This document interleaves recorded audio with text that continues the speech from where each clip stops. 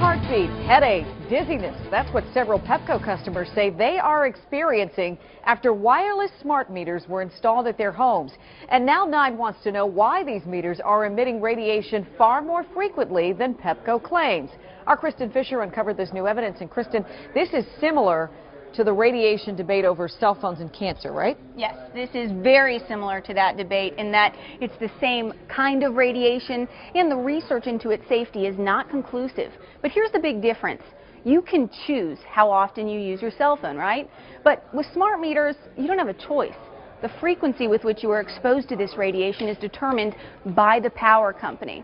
And as I found, it may be a lot more frequent than they claim.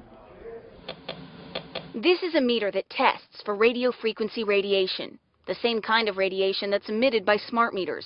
And today, Desiree Jaworski with the Center for Safer Wireless, an independent group that questions the safety of smart meters, is using this device to test 3 Pepco customers' smart meters. We turn off anything else that might emit this radiation, our cell phones, my wireless microphone. That way we know that any radiation we pick up is coming from the meters. So this is a smart meter bank. It's inside a Northwest DC condominium building, and there's 32 different smart meters inside this building.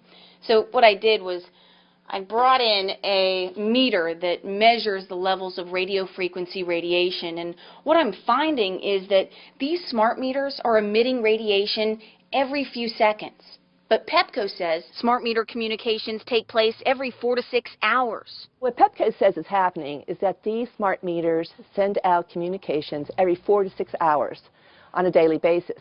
But what we're seeing is that these smart meters communicate about 4 to 6 times a minute, if not more. We also tested 2 single-family homes. And even with just 1 smart meter, we got the same readings. It did not sit well with homeowner Lisa Crecelius in Potomac. They're not asking you if they may radiate you or not. Yeah, they're just doing it. On top of that, it's more than what they were saying. It just comes across as very dishonest. So I brought these findings to Pepco spokesman Marcus Beal, who said, I can't account for a test that there are a lot of variables involved that we can't account for with a test that we're not present at. But we're confident in the specs of our meters and the safeness of the meters at this point. So I asked Pepco if we could go out with their experts to do their own test. They told me they would look into it. And just to be clear, we're not saying whether or not this radiation is dangerous. That's up to the scientists, and it is currently the subject of a very heated debate. What we're saying, Leslie, is that our testing simply showed that the meters are emitting radiation more frequently than Pepco's telling its customers. So this is really just an attempt to give people information, to empower Correct. them, and they can make their own decisions about going forward. You got it. Kristen, thank you.